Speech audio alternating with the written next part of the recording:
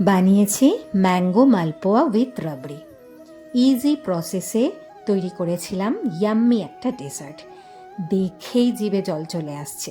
চলো রেসিপিটা তবে শেয়ার করেই ফেলি।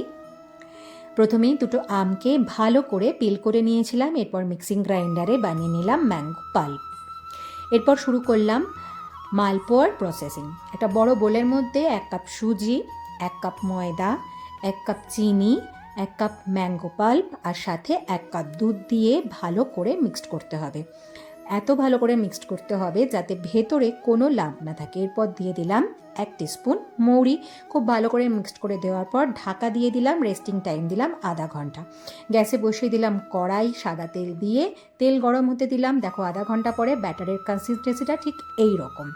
এরপরে তেল গরম হওয়ার পরে গ্যাসের ফ্লেম একদম লো করে নিয়ে একটা একটা করে গিয়ে ব্যাটার আমি ঢালতে লাগলাম তেলের মধ্যে।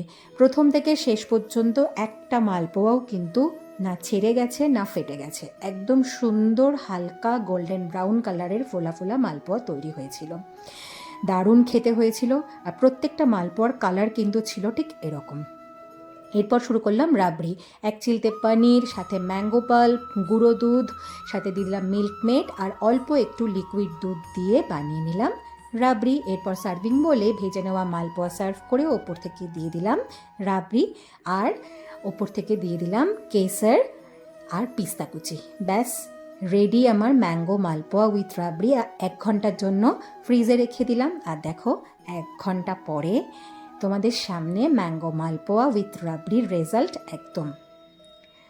তো কেমন লাগলো রেসিপিটা অবশ্যই জানিও। রাত 10টার সময় আমি ফ্রিজ থেকে বার করে সোনুকে কিন্তু আগেই খেতে দিলাম। অপূর্ব খেতে হয়েছিল।